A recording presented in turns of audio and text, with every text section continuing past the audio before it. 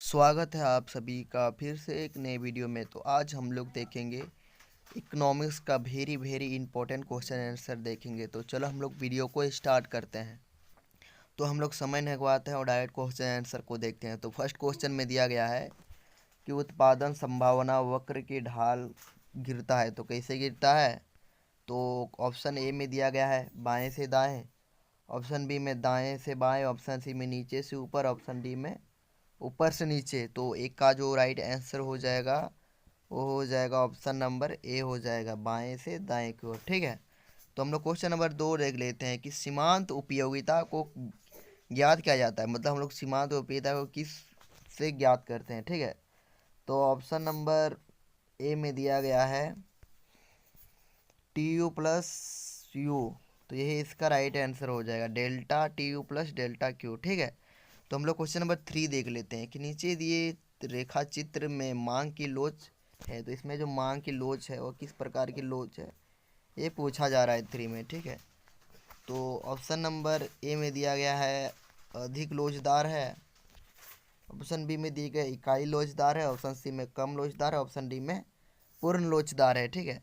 तो इस चित्र में हम लोग देखें तो इसमें जो राइट आंसर हो जाएगा 3 का हो जाएगा ऑप्शन नंबर बी हो जाएगा क्या इकाई लोचदार है। ठीक है।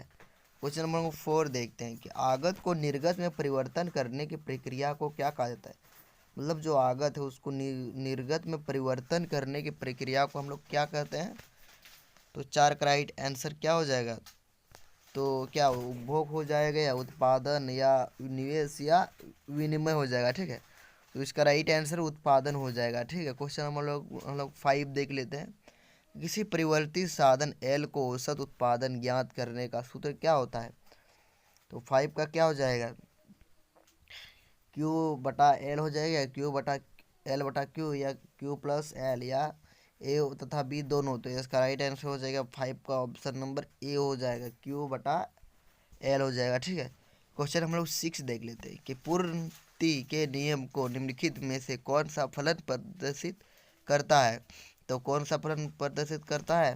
तो 6 का क्या हो जाएगा? तो 6 का ऑप्शन नंबर ए हो जाएगा एस बराबर एफ बटा ब्रैकेट में पी हो जाएगा। ठीक है। तो क्वेश्चन नंबर 7 देखते हैं कि निम्नलिखित में से किसने कीमत निर्धारण प्रक्रिया में समय तत्व का विचार प्रस्तुत किया। ठीक है।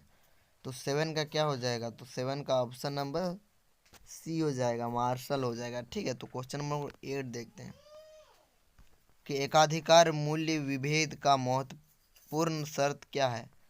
तो ऑप्शन नंबर ए में दिया गया है 8 का कि बाजार में पृथक होना, ऑप्शन नंबर बी में दिया गया है कि क्रय शक्ति से भिन्नता, ऑप्शन सी में मांग की लोच में भिन्नता, ऑप्शन डी में उपरोक्त सभी। तो 8 का राइट आंसर हो जाएगा उपरोक्त सभी हो जाएगा। ठीक है। इनमें से सभी हो जाएगा। ठीक है। क्वेश्चन नंबर 9 देखते हैं कि प्रतिस्पर्धा रहित बाजार में मांग वक्र होता है तो कैसा होता है? सीमांत आगम वक्र होता है या कुल आगम वक्र होता है या औसत आगम वक्र या उपयुक्त में से कोई नहीं।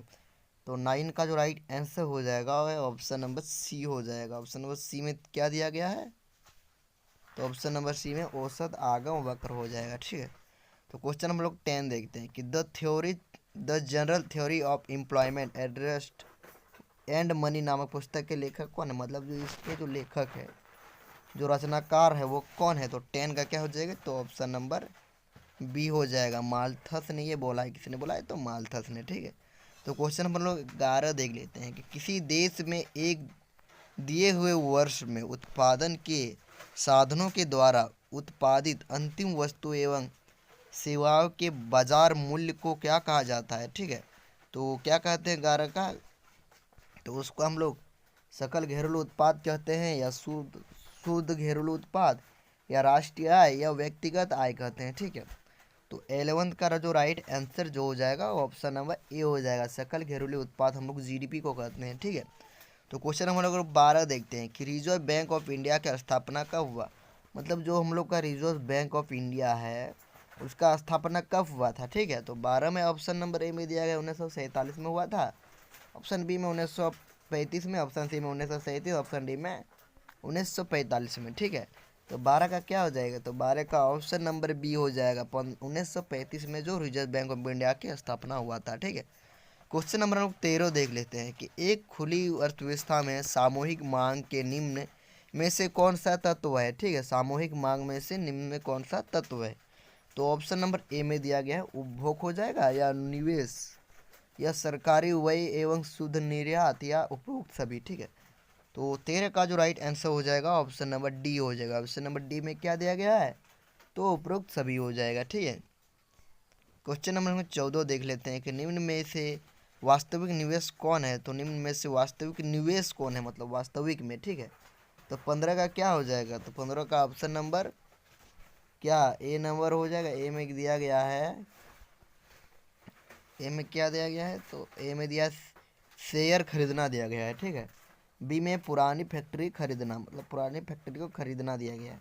ऑप्शन सी में दिया गया भवनों का निर्माण या बैंक में जमा खाता खोलना। ठीक है, तो इसका जो राइट जो आंसर हो जाएगा क्या हो जाएगा, तो 14 का right answer option number C हो जाएगा, भवनों का निर्माण हो जाएगा। ठीक है, क्वेश्चन नंबर हम लोग 15 देख लेते हैं कि भारतीय संविधान के किस अनुच्छेद का संबंध बजट से है, मतलब वो कौन सा संविधान है जिससे बजट से संबंध है। ठीक है, तो हम लोग अनुच्छेद 108 में अनुच्छेद 356 हो जाएगा, या अनुच्छेद 268, या अनुच्छेद 112 हो जाएगा। ठीक है, तो इसका जो राइट आंसर हो जाएगा 15 का ऑप्शन नंबर डी हो जाएगा। अनुच्छेद 112 में कहा गया है कि भारतीय संविधान की किस अनुच्छेद में संबंध बजट से है, तो बजट, तो 112 से आप लोग याद करके रख लेना। ठीक है, क्वेश्चन नंबर 16 देखते हैं कि दीर्घ काल में एक पूर्ण प्रतियोगिता फर्म उत्पादन बंद कर देगा यदि क्या हो जाएगा। देखो 16 का ये बहुत ही इंपॉर्टेंट क्वेश्चन है आंसर। तो पी प्राइस बड़ा या एसी बड़ा, तो इसका राइट आंसर यही हो जाएगा। ठीक है, कम से कम 17 नंबर में दिया गया है कि प्रत्यक्ष कर के अंतर्गत निम्न में से किसे शामिल किया जाता है, मतलब प्रत्यक्ष कर और अप्रत्यक्ष कर होता है। ठीक है, तो इसमें बोला जा रहा है कि प्रत्यक्ष कर के अंतर्गत। ठीक है, तो ऑप्शन नंबर ए में देख लेते हैं कि उपहार कर इसमें दिया गया है। ठीक है, ऑप्शन बी में इनकम टैक्स दिया गया है, यहाँ पर देखो, और सी नंबर में दिया गया है सेल्स टैक्स, या डी नंबर में ए एवं बी दोनों। ठीक है, तो 17 का जो राइट आंसर जो हो जाएगा ऑप्शन नंबर डी हो जाएगा। ठीक है, डी में क्या दिया गया है, तो ये हो जाएगा ए एवं बी दोनों हो जाएगा। ठीक है, क्वेश्चन नंबर 18 देखते हैं कि निम्न अंतर्राष्ट्रीय मुद्रा कोष की स्थापना कब हुई। तो अंतर्राष्ट्रीय मुद्रा कोष की जो स्थापना हुआ था वह कब हुआ था, तो 18 का क्या हो जाएगा, तो ऑप्शन नंबर डी हो जाएगा। ऑप्शन नंबर डी में क्या दिया, 1861 हो जाएगा। ठीक है, तो क्वेश्चन नंबर 19 देख लेते हैं कि निम्न में से किस परिस्थिति में मुद्रा की स्फीति में कमी हो सकती है, मुद्रा की स्फीति में। ठीक है, किस चीज़ में हो सकती है, तो 19 का क्या हो जाएगा, तो 19 का ऑप्शन नंबर ए हो जाएगा, बैंक दर में कमी हो जाएगा। ठीक है, तो क्वेश्चन हम लोग 20 देख लेते हैं कि भारत में वित्त वर्ष की कालावधि होती है, मतलब वो कितना समय से कितना तक होता है वित्त वर्ष। ठीक है, तो 20 का क्या हो जाएगा, तो ये हो जाएगा 20 का जो राइट आंसर हो जाएगा वो बहुत इजी क्वेश्चन है। ठीक है, इसका right answer option number C हो जाएगा, 1 अप्रैल से 31 मार्च हो जाएगा। ठीक है, तो क्वेश्चन नंबर 21 देख लेते हैं कि पूंजीवादी अर्थव्यवस्था के संबंध में निम्नलिखित में से कौन सा कथन सत्य है, इनमें से कौन सत्य है, मतलब सही है। तो उत्पादन की साधनों पर निजी स्वामित्व, ऑप्शन बी में उत्पादन के उद्देश्य जन कल्याण, ऑप्शन सी में सरकार का पूर्ण हस्तक्षेप, ऑप्शन डी में श्रमिकों को सेवा का क्रय विक्रय संभव नहीं। ठीक है, तो क्या हो जाएगा 21 का, तो 21 का right answer option number C हो जाएगा, सरकार का पूर्ण हस्तक्षेप हो गया। ठीक है, क्वेश्चन नंबर हम लोग 22 देख लेते हैं। ठीक है, ये थोड़ा इंटरेस्टिंग क्वेश्चन है कि मान लिया जाए एक देश में 2 लाख व्यक्ति रोजगार में संलग्न है, मतलब 2 लाख व्यक्ति। ठीक है, तथा 10,000 व्यक्ति कार्य करने को इच्छुक है, तो लेकिन उन्हें काम नहीं मिल पा रहा है, तो देश में बेरोजगारी की दर क्या हो जाएगी, तो इसका जो राइट आंसर हो जाएगा 22 का जो ऑप्शन नंबर ए हो जाएगा। ठीक है, कितना 2%। ठीक है, क्वेश्चन नंबर हम लोग 23 देख लेते हैं। 23 में दिया गया है कि मुद्रा के अस्थिति के गत्यात्मक कार्यों का विभाजन कर किसने किया था? तो 23 का क्या हो जाएगा? 23 का ऑप्शन नंबर बी हो जाएगा। फॉल एजिल ने कहा था, फॉल एजिंग ने कहा था। ठीक है। क्वेश्चन नंबर 24 कि आय के वृत्ताकार प्रवाह मंडल में विक्रेता से क्रेता को वस्तु एवं सेवाओं के प्रवाह को क्या कहा जाता है? तो हम लोग क्या कहते हैं? 24 का हो जाएगा इसका right answer option number B हो जाएगा। वास्तविक प्रवाह करते हैं। ठीक। क्वेश्चन हम लोग 25 देख लेते हैं कि मुद्रा ने दूर किया है। जो मुद्रा ने क्या दूर किया है? देखो, जो पैसा आया है उसने क्या दूर किया है? इसमें बहुत इंपॉर्टेंट क्वेश्चन है। तो 25 का क्या हो जाएगा? तो ऑप्शन नंबर डी। क्या? तो वस्तु विनिमय प्रणाली की कठिनाई को ये दूर कर दिया है। ठीक है। तो यही इसका राइट आंसर हो जाएगा। क्वेश्चन नंबर लोग 26 देखते हैं कि आय के संतुलन स्तर है। जो आय है, तो आय में जो संतुलन का जो स्तर है वो क्या है? तो बचत और निवेश बराबर होते हैं, या बचत निवेश से कम होती है,